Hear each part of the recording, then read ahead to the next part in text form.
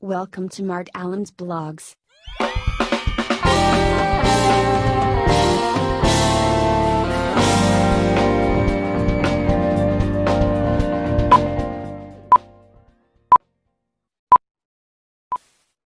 Hello guys, kamusta kayo dyan? Ngayon po ay gagawa tayo meron po tayo ditong dishwashing liquid kit. Meron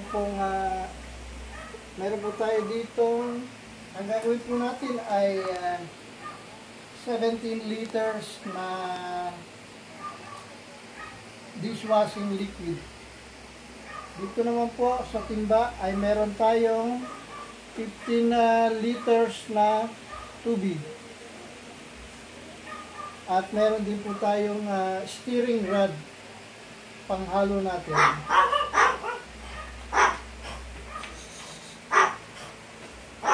Meron po tayong 13 procedures na susundin.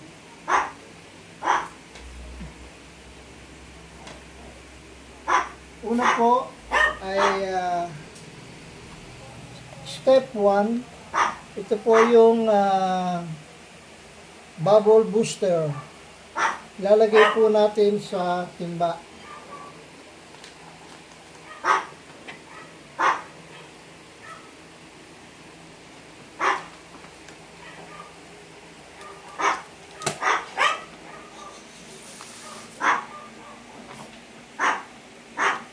Tapos, hahaluin po natin hanggang sa ito po ay matunaw.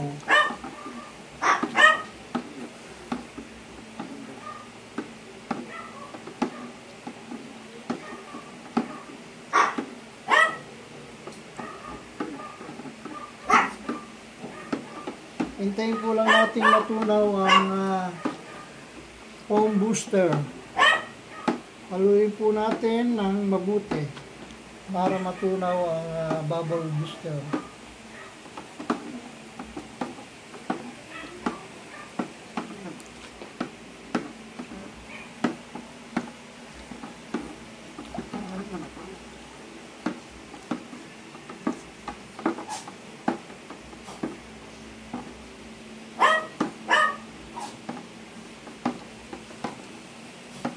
Ang susunod po ay step 2, itong SLES.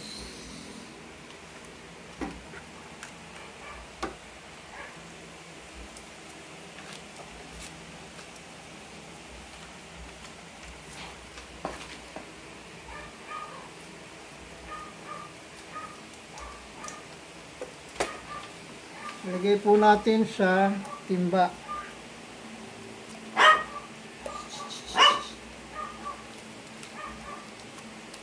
Sairin po natin mabuti.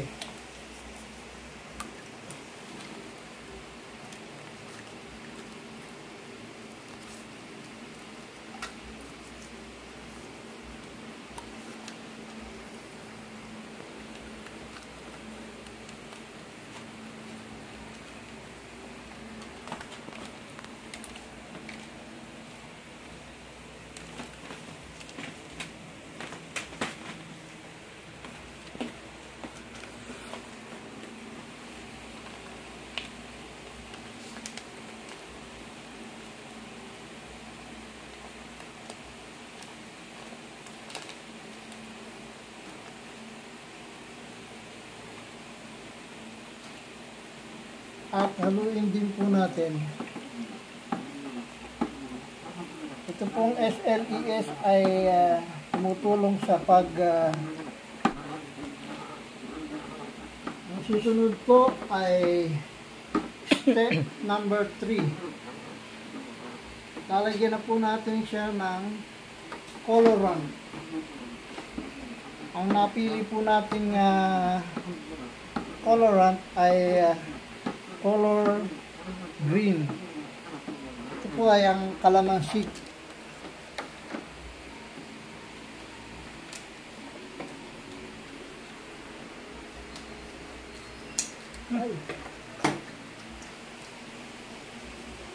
Dahan-dahan po natin ilagay at haluin.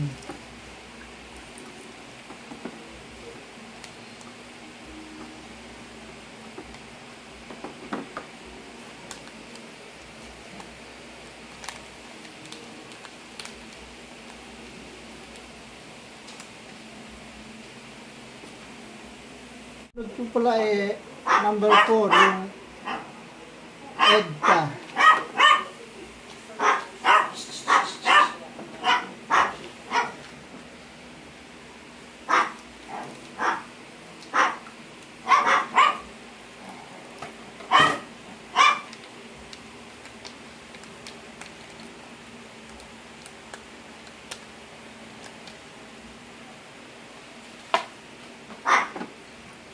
Ito ay tumutulong sa pagpabula.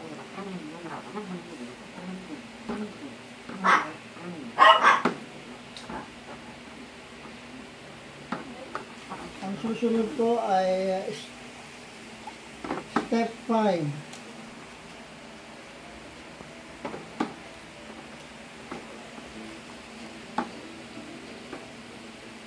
Ito po yung antibac.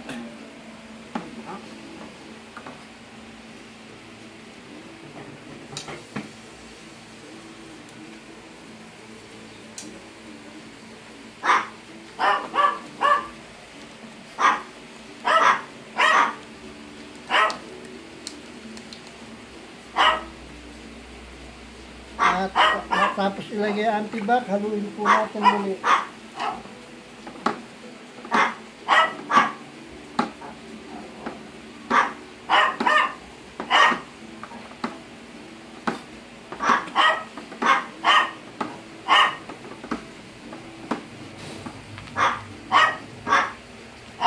Ang susunod po natin ilalagay ay ang sodium chloride or salt. Ito po ay ito po ay thickener.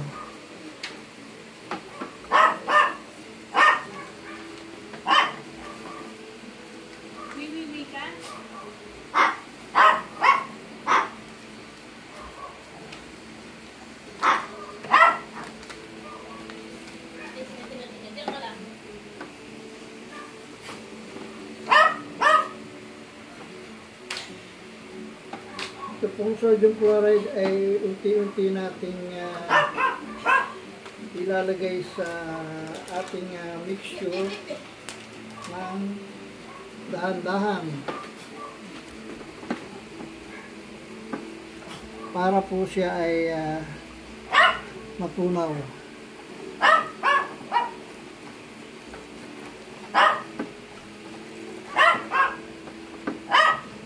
Medyo matagal lang po paglalagay ng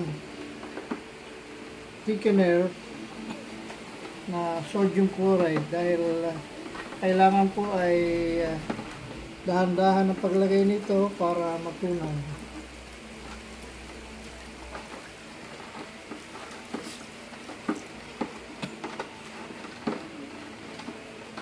Ito pong ating ginagawa ay dishwashing liquid premium.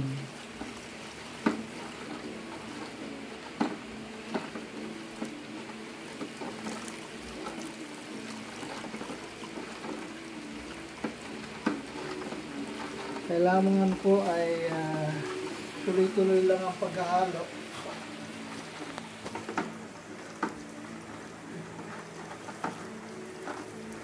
Hanggang maubos ang ating sodium chloride.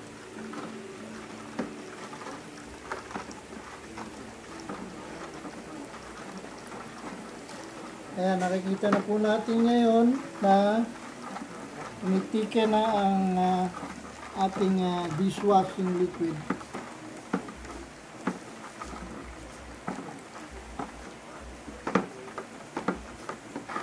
Kailangan po ito ilagay natin ng eksakto lang, hindi lalabis o kukulang dahil ito po ay salt. So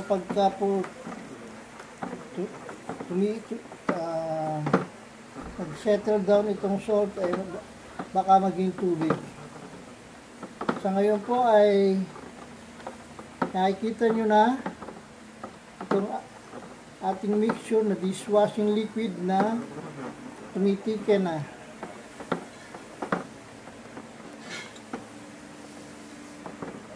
Tuloy-tuloy lang po ang ating paghahalo.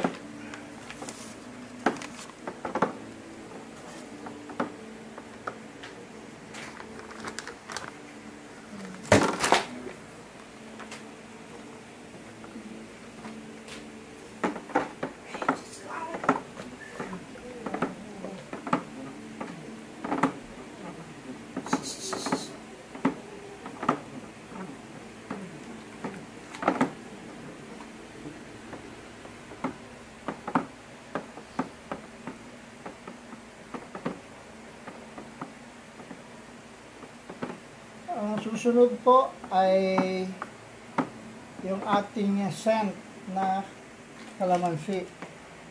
Ito po siya.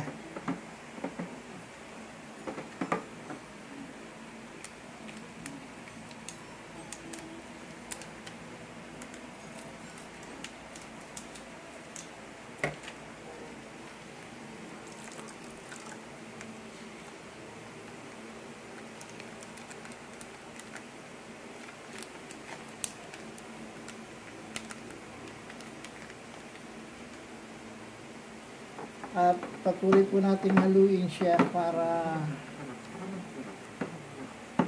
ma-distribute yung scent ng kalamansi.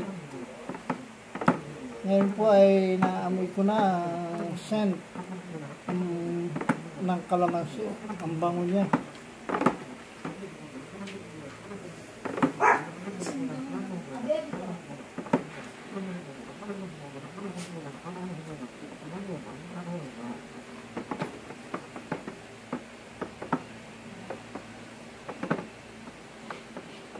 Susunod po ay preservative.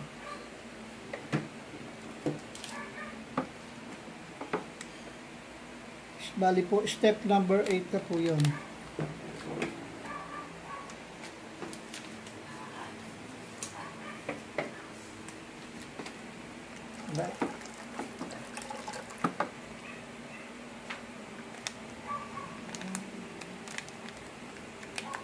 Para po ma-preserve natin itong ating dishwashing liquid ay kailangan lagyan ng preservatives.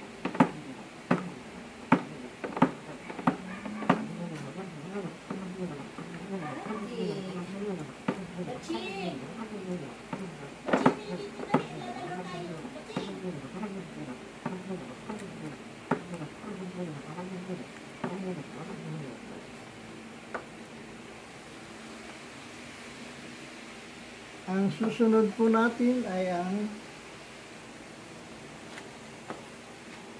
foam booster.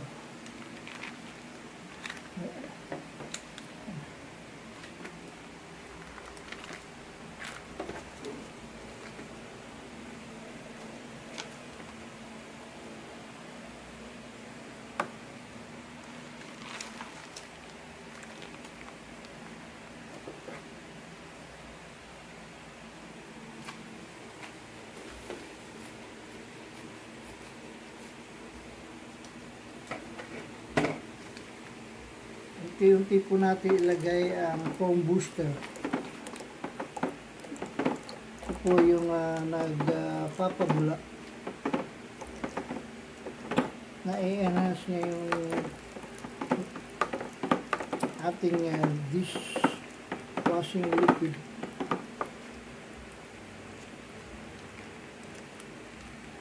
Sa irin po natin.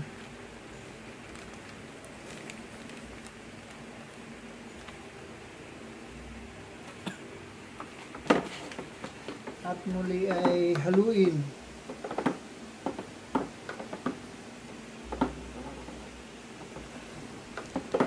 Ang susunod na step po ay step number 10. Lalagyan po natin siya ng degreaser. Ito po ay ang magtanggal ng mga sebo at grease and oil.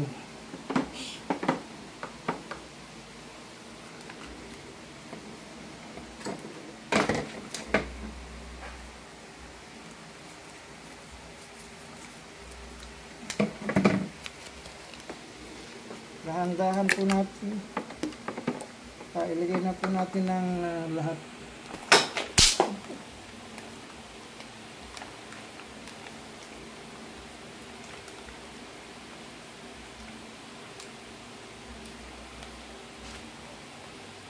Ito po yung degreaser. At muli haluin natin mabuti pa para mahalo yung mixture.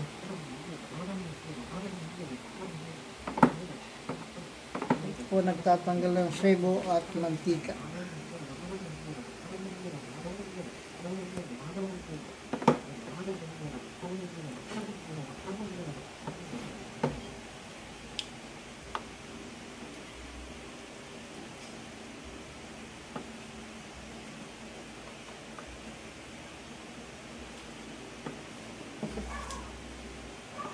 Patuloy lang po nating haluin.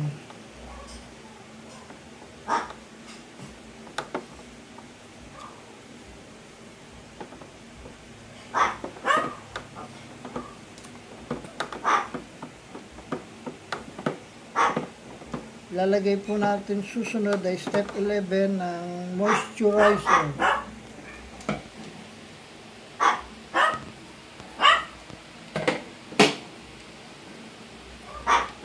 Ito po yung moisturizer.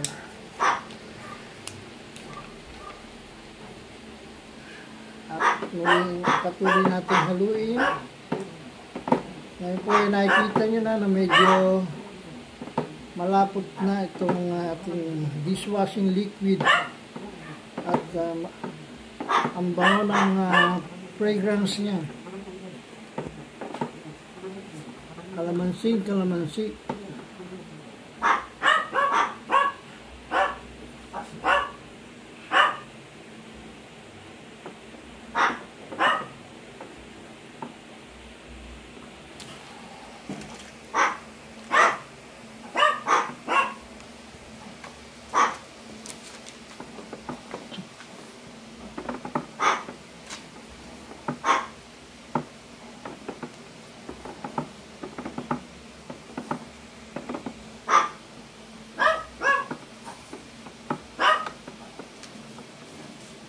Susunod po ay itong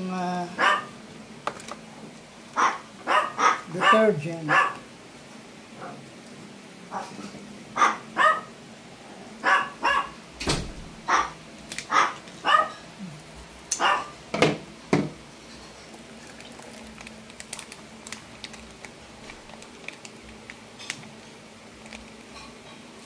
At patuloy po natin haluin.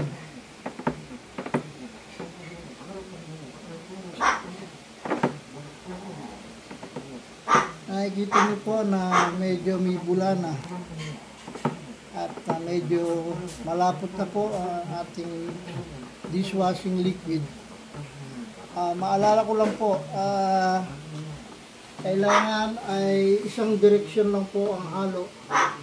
Kung clockwise, clockwise. Kung counterclockwise, counterclockwise. Hindi po pwedeng dalawang direksyon dahil masyado po siyang bubula.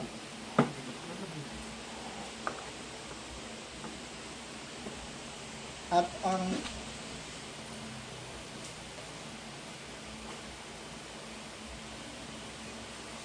patuloy lang po natin haluin.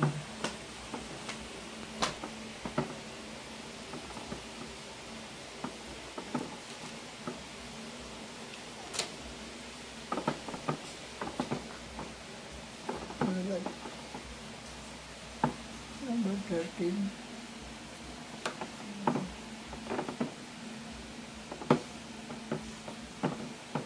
Patuloy po lang nating haluin.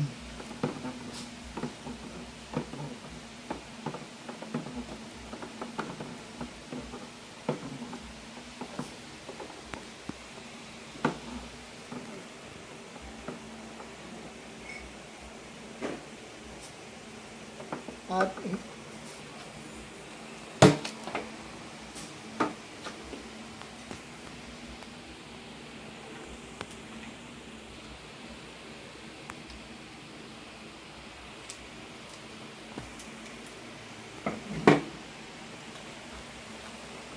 lagay po natin yung step number 13 na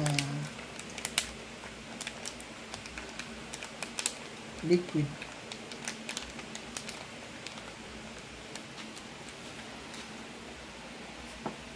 At patuloy po natin haluin sa loob ng 3 minutes. Ang total pong paghahalo nito ay maabot ng 13 to 15 minutes. Napapansin niyo po na tike na siya at may mga bula. Dahil mabula po siya, ito po ay i-re-rest ng 24 hours. Kaya bukas pa po makikita ang ganito para mag-subside yung mga bubbles. Kailangan po wala siyang bubbles. So rest po natin yan for 24 hours. At after 24 hours, makikita, lalagay na po siya natin sa 1 liter na bottle.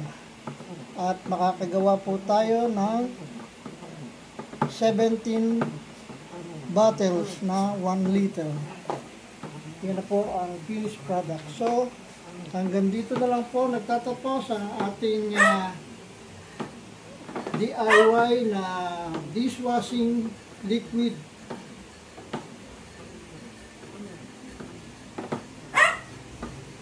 Ito po ay product ng Extreme Blooms. At ito po ang inyong lingkod na si Fred na nagsasabing